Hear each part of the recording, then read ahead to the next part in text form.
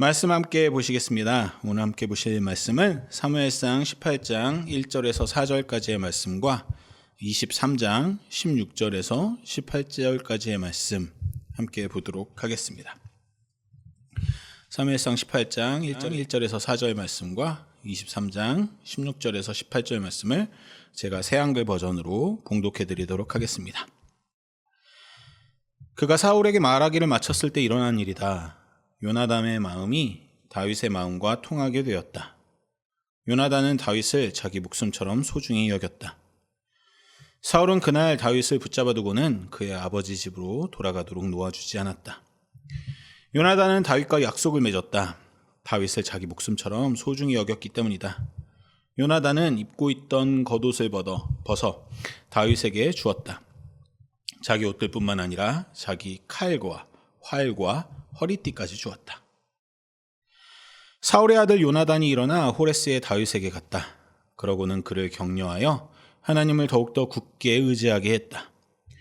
요나단이 다윗에게 말했다. 두려워하지 말게. 나의 아버지 사울의 손으로는 자네를 찾아내지 못할 걸세. 자네가 이스라엘을 임금으로 다스리게 될 거야. 나는 정말 자네를 위해 둘째가 될 거야. 나의 아버지 사울도 그렇게 알고 계셔. 그들 둘이 여호와 앞에서 약속을 맺었다. 다윗이 호레스에 머물렀다. 요나단은 자신의 집으로 갔다. 아멘. 설교 시작하도록 하겠습니다.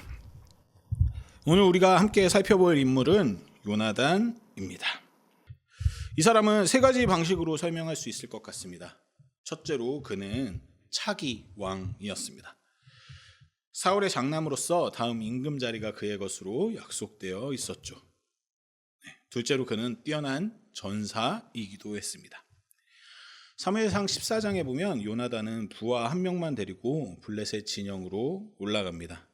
그리고 20명이나 되는 블레셋 병사들을 물리칩니다. 그 정도로 그는 뛰어난 전사였습니다. 하지만 그가 가장 인상적으로 기억되는 모습은 왕자도 전사도 아닙니다. 우리가 오랫동안 기억하는 요나단은 다윗의 둘도 없는 친구로 기억하고 있습니다. 그것도 자기 자리와 권력을 내려놓고 다윗을 지지한 사람으로요. 한 사람의 생애에서 가장 도드라지는 모습이 그가 가진 자리나 그가 휘두른 어떤 힘, 업적 이런 것들이 아니라 자기 자리와 자기 힘을 내려놓은 모습이라는 점이 인상적입니다. 오늘 우리가 함께 살펴본 두 본문이 바로 그 장면들입니다. 18장 1절에서 4절은 요나단이 처음 자기 옷을 벗어 다윗에게 건네는 장면이고 23장 16절에서 18절은 그 결단을 한참 후에도 지키며 광야로 다윗을 찾아가는 장면입니다. 같은 가족 안에서 같은 다윗을 두고 우리가 지난주에 살펴본 사울은 자기 자리를 지키려고 창을 들었고 요나단은 자기 자리를 내려놓으려고 옷을 벗었습니다. 그 차이는 어디서 왔을까요? 단순히 마음씨가 좋고 나쁨의 차이였을까요? 오늘 본문이 우리에게 생각해 볼 만한 질문을 던지는 것이 그 지점에 있다고 생각합니다. 함께 오늘 요나단을 살펴보면서 동시에 우리의 삶을 돌아보는 시간이 되길 소망합니다. 우리는 양보라는 말을 들으면 보통 마음씨 좋은 사람을 떠올립니다. 그런데 가만 보면 양보에는 두 가지 결이 있습니다. 하나는 어쩔 수 없는 양보입니다. 가질 능력이 없거나 경쟁할 힘이 없거나 이미 늦어서 어쩔 수 없이 내려놓는 양보. 사실은 이런 양보는 양보라기보다는 포기나 체념에 가깝죠. 다른 하나는 결이 다릅니다. 충분히 가질 수 있는 자리에서 정당한 권리가 있는 자리에서 의도적으로 내려놓는 양보. 두 양보는 겉으로는 비슷해 보여도 본질이 완전히 다릅니다. 오늘 요나단이 보여주는 것은 후자입니다. 그것도 아주 극단적인 형태로요. 먼저 한 가지 짚어볼 것이 있습니다.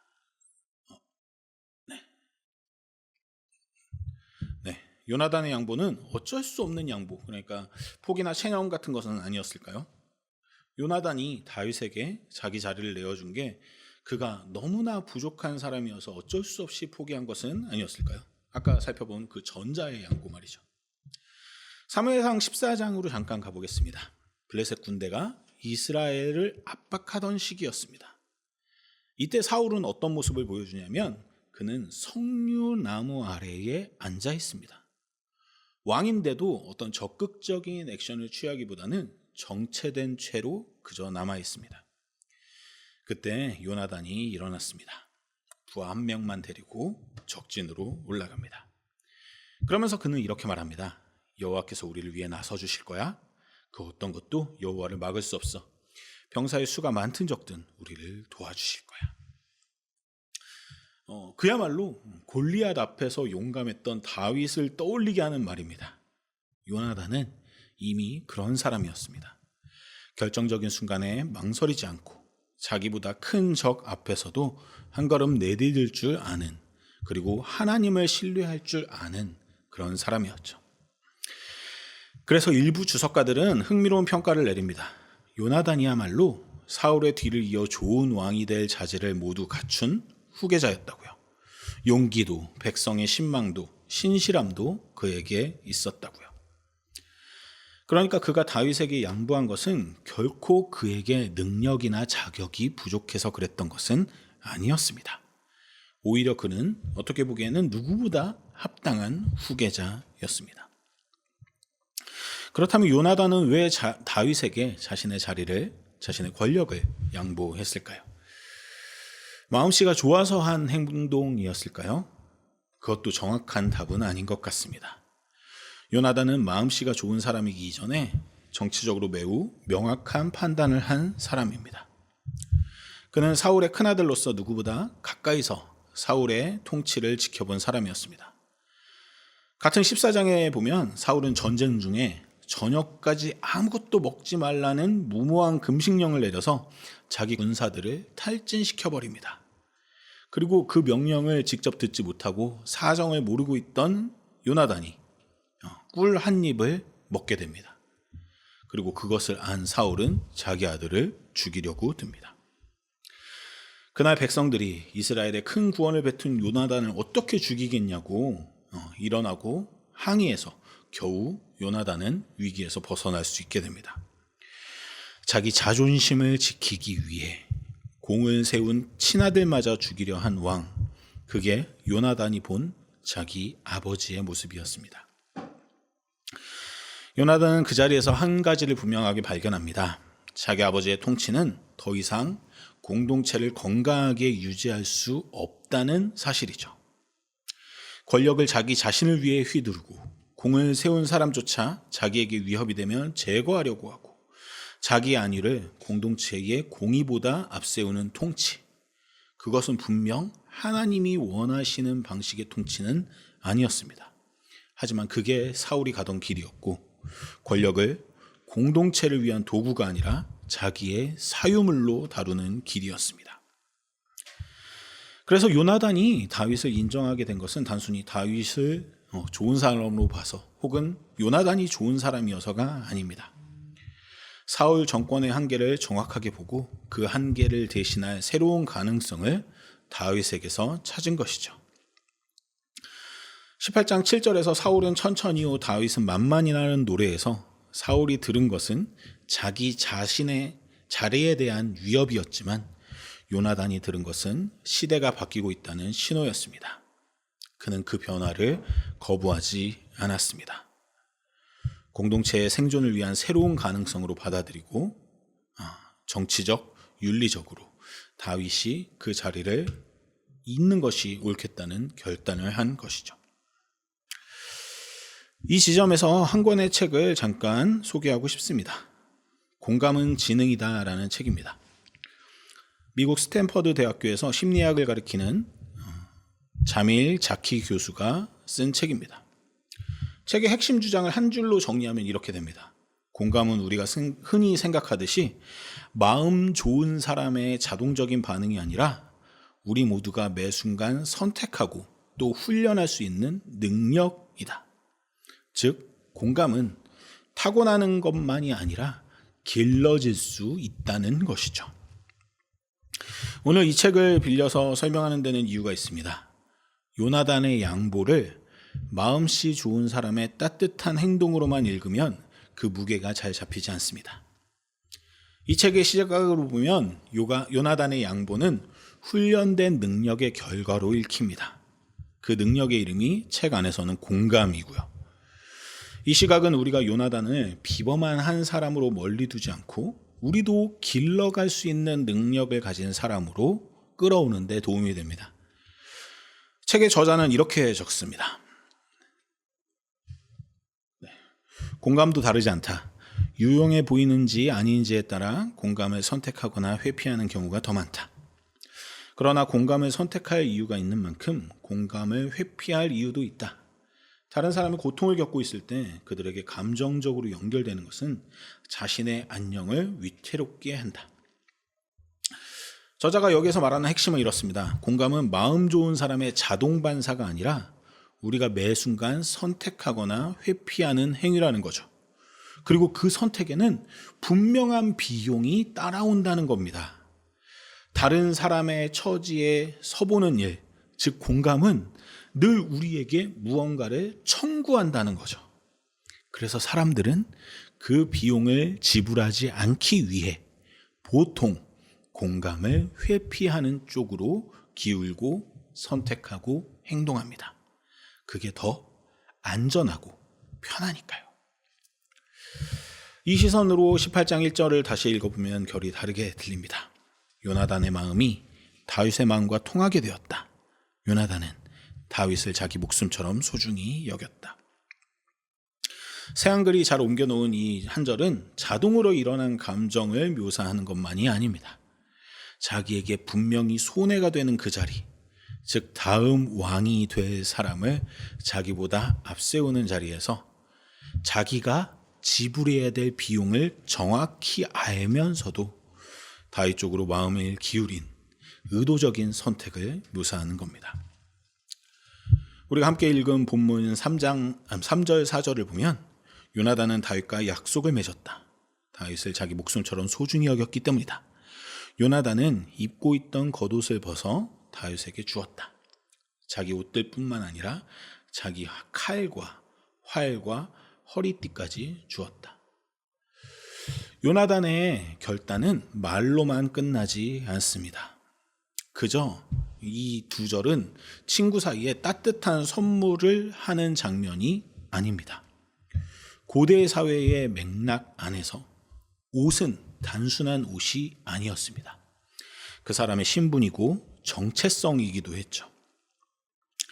특히 왕자의 겉옷, 군복, 칼, 활, 띠는 왕이 계승자임을 표지하는 공식적인 상징이었습니다. 이걸 한 사람이 다른 사람에게 모두 건넨다는 건 자기의 모든 신분과 권력을 그 사람에게 양도한다는 공식적인 선언이었습니다. 네. 고대 조약문에서 선임자가 후임자에게 권한을 이양할 때 쓰던 절차에 가까운 행위였죠. 3절에서 새한글이 소중히 여겼다고 옮긴 단어는 히브리어 아헤브입니다. 이 단어가 좀 흥미로운데요. 이 단순한 감정만을 가리키는 단어가 아닙니다. 약소국이 강대국에게 충성을 서약할 때도 사용되던 단어가 이 아헤브라는 단어입니다. 그러니까 요나단이 다윗을 아헤브했다는 건 단지 친구를 좋아하는 차원을 넘어서 다윗을 자기 위에 세우겠다는 결단의 표현이기도 했죠. 이 결단이 안전한 자리에서 나온 게 아니라는 점도 생각해 보고 싶습니다. 요나단은 사울의 큰아들이었고 다음 왕이 될 자리가 그에게 약속되어 있었습니다.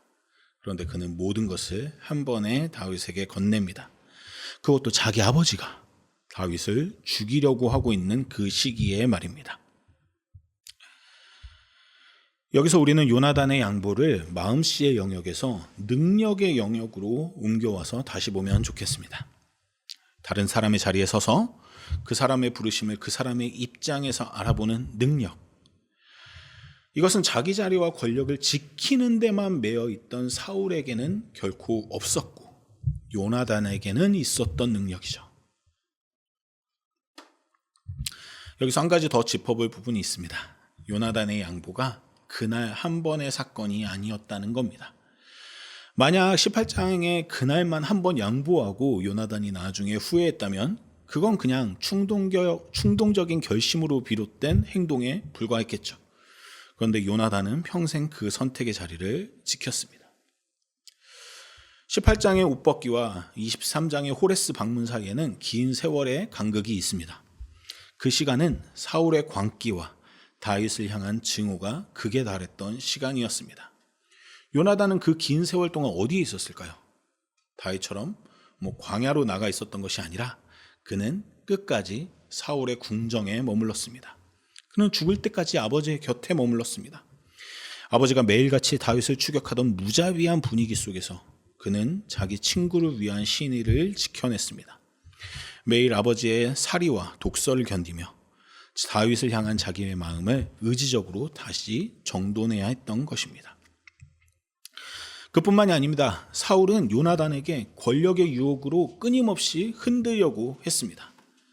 사무엘상 20장 31절에서 사울은 친아들 요나단에게 이렇게 말합니다. 이새의 아들이 사는 동안에는 너와 내 나라가 굳게 서지 못할 것이라고요. 풀어서 말하면 다윗이 살아있는 한 너는 왕이 될 수 없어. 그러니 다윗을 죽이는데 너도 가담해야 해. 라는 협박이자 회유였던 거죠. 친아들의 정치적 야망을 일부러 자극한 것이죠. 요나단이 왕위 계승자로서 누릴 수 있었던 모든 기득권이 그 한마디 안에 들어있습니다. 하지만 요나단은 그것을 거부합니다. 그것이 요나단의 결단의 무게를 보여줍니다. 그리고 성경은 두 사람의 언약을 한 번만이 아니라 3번에 걸쳐 기록합니다. 처음 만났을 때 한 번, 다윗이 궁정에서 도망쳐야 했을 때 또 한 번, 그리고 마지막 호레스에서 또 한 번. 시간이 흐르고 상황이 변해도 이 신의를 끝까지 지키겠다는 의지의 표명이었습니다. 23장의 호레스 방문은 그 갱신의 절정입니다. 가만히 앉아있다가 우연히 만난 게 아니라 다윗이 광야에 있다는 소식을 듣고 요나단이 의도적으로 찾아간 것입니다.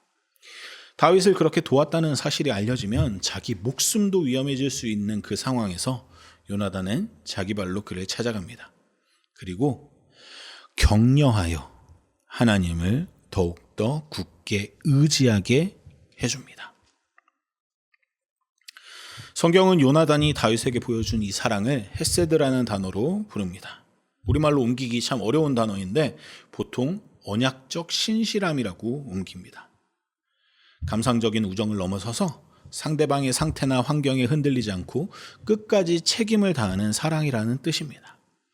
요나단의 사랑이 한 번의 결단이 아니라 평생의 자세였다는 것을 이 단어는 보여줍니다.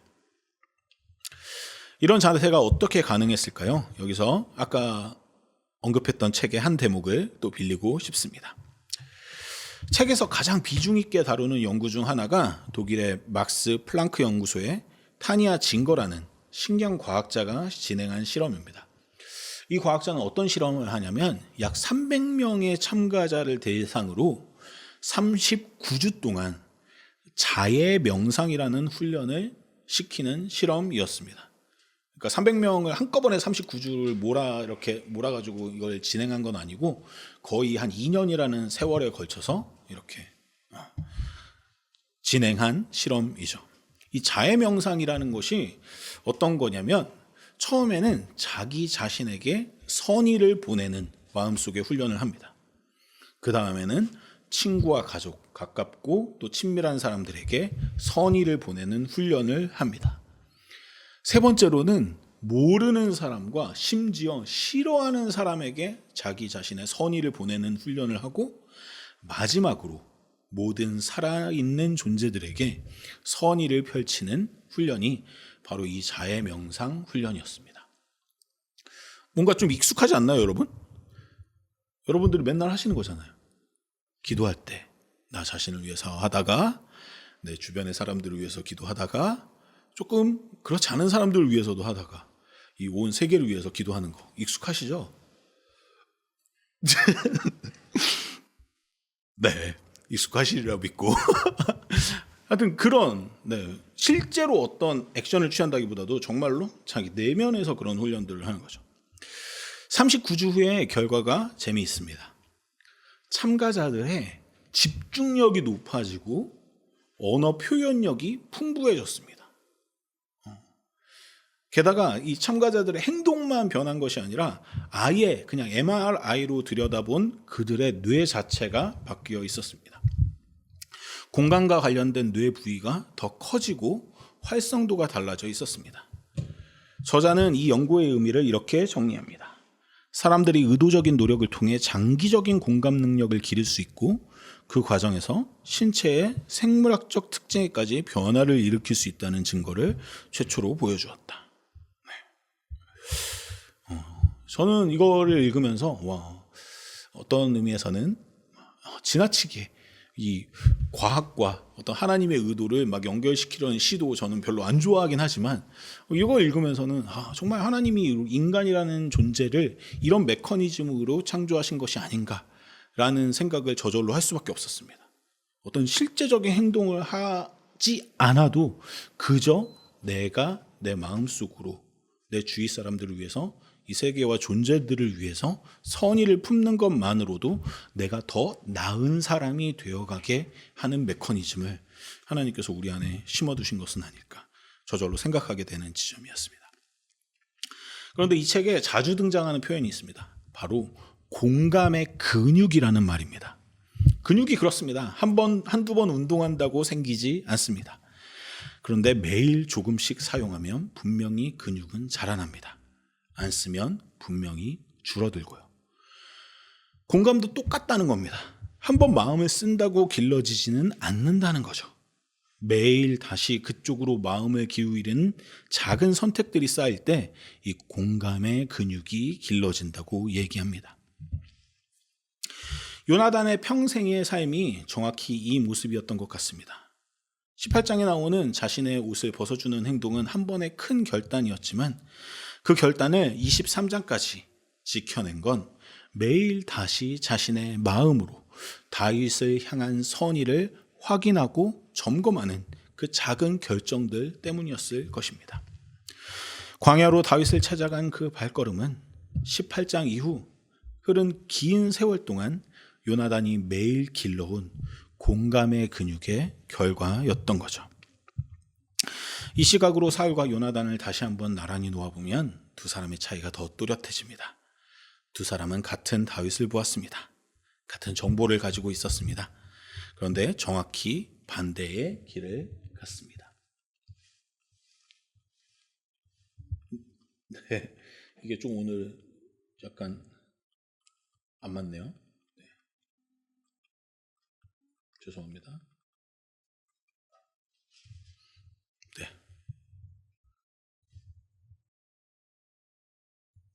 네, 한 장만 더 넘겨주시면 될 것 같습니다. 이거 전에 하나가 있지 않나요? 네. 네. 사울은 다윗을 향해 창을 던졌습니다. 그것도 다윗이 자기를 위해 수금을 타주던 자리에서요. 요나단은 같은 다윗에게 자기 옷을 벗어주었습니다. 창과 겉옷, 한 가족 안에서 두 가지 도구가 등장합니다. 한 사람은 자기 자리를 지키려 무기를 들었고 다른 한 사람은 자기 자리를 내어주려 옷을 벗었습니다. 자네가 이스라엘을 임금으로 다스리게 될 거야. 나는 정말 자네를 위해 둘째가 될 거야. 나의 아버지 사울도 그렇게 알고 계셔. 요나단이 다윗에게 한 말입니다. 사울도 알고 있었다. 즉 다윗이 다음 왕이 될 것이라는 사실을 사울도 모르지 않았다는 겁니다. 그런데 한 사람은 그것을 막으려 했고 다른 한 사람은 그것에 자기 자신을 내려놓았습니다. 이 차이가 어떤 능력이 부족하거나 정보가 부족해서는 아닌 것 같습니다. 두 사람의 차이는 권력을 무엇으로 보았느냐에 있는 것 같습니다. 사울은 권력을 자기 가문의 사유물로 봤습니다. 그래서 그 권력을 위협하는 사람은 누구든 적이 됐죠. 요나단은 권력을 공동체를 위한 도구로 바라봤습니다. 그래서 공동체를 더 잘 이끌 수 있는 사람이 나타났을 때 그 사람이 자기 권력을 가져가도 받아들일 수 있었던 겁니다. 사울은 공감의 근육이 길러지지 않은 채 평생 자기 자리에서 자기 시선으로만 세상을 본 사람이었고, 요나단은 다른 사람의 자리에 서보는 일을 평생 훈련해온 사람이었습니다. 사울은 자기 자리와 권력을 지키려고 모든 것을 다 했습니다. 창을 던졌고 군대를 동원했고 광야로 추격했고 무당까지 찾아갔습니다. 그렇게 모든 에너지를 자기 자리를 지키는 데 썼는데 결과는 길보아 산에서 자기 칼 위에 엎드려지는 결과를 만나게 됩니다. 자기 자리를 지키려 한 사람이 결국 자기 자리와 함께 무너진 것이죠. 반면에 요나단은 자기 자리를 내려놓았습니다. 그리고 나서 그는 자유로워졌습니다. 다윗과의 관계에 질투가 끼어들지 않았고 가까운 친구가 잘 되는 것을 진심으로 기뻐할 수 있었고 그가 어려울 때 위로해 줄 수 있는 사람이 되었습니다. 자리와 권력을 내려놓을 때 비로소 한 성숙한 인간으로서 자유로워질 수 있었던 게 아닌가 싶습니다. 그는 자기 자리에 매이지 않아서 자기 자리에 매인 아버지보다 훨씬 더 자유롭고 인간적인 사람이 될 수 있었습니다. 우리에게도 각자의 자리가 있고 그 자리에는 크고 그 작은 권력이 따라옵니다. 권력이라는 단어가 좀 거창하게 들릴 수 있는데 사실 우리 일상은 크고 작은 권력으로 짜여져 있습니다. 부모가 자녀에게 행사하는 권력이 있습니다. 어떤 진로를 권하고 어떤 친구를 못마땅해 하고 어떤 가치관을 옳다고 가르치는 그 자리에 권력이 있습니다. 저도 요즘 아이들이 이제 학교 생활을 하면서 들려주는 이야기 속에서 계속해서 제가 거기에 좀 더 개입하고 싶은 욕망을 매번 느끼곤 합니다. 직장에서 직책에 따라 따라오는 권력이 있고요. 친구 관계에서도 누가 발언을 더 많이 하는지 누구의 의견이 분위기를 결정하는지에 미세한 권력이 흐릅니다. 더 넓게 보면 사회 안에서 우리가 다수자로서, 어른으로서, 선배로서 또 때로는 한국어를 모국어로 쓰는 사람으로서 가지고 살아가는 권력도 있습니다. 이런 권력들은 내가 이것을 권력이라고 의식하지 않은 채 자주 작동합니다. 너를 위해서 하는 말이야 라는 한마디 안에 상대방의 선택지를 좁히는 권력이 들어있을 수 있습니다. 내가 경험이 더 많으니까 라고 말할 때 후배가 자기 의견을 내기 어려워지는 권력이 작동하고 있을 수도 있고요. 우리가 살아간다는 건 사실 늘 어떤 형태로든 권력을 행사하며 산다는 뜻이기도 한 것 같습니다. 그리고 우리는 자주 그 자리와 권력을 지키려는 마음과 싸우곤 합니다. 후배가 빠르게 성장하는 것을 보며 마음이 불편해진 적은 없으셨습니까? 누군가가 내가 있던 자리에서 더 잘하는 것을 보며 견디기 어려웠던 순간은 없으십니까? 가까운 사람들이 나보다 조금이라도 앞서가는 것을 진심으로 기뻐하기는 왜 그렇게 어려운 걸까요? 요나단은 우리에게 이렇게 권하고 있는 것만 같습니다. 자기 자리, 자기 권력을 자기 정체성으로 삼지 않을 때 우리는 다른 사람의 성취 앞에서 자유로워질 수 있다고요. 내 가치가 내 자리와 권력에 달려있다고 믿는 한 누군가가 그것을 위협한다고 느껴질 때마다 우리는 창을 들고 싶어집니다. 그러나 내 가치가 내 자리, 내 권력과 무관하다는 것을 알 때 우리는 자리를 내려놓을 수도 있고 누군가에게 권력을 양보할 수도 있고 그 사람을 진심으로 응원할 수도 있게 됩니다. 이것은 정말 너무나도 큰 자유입니다.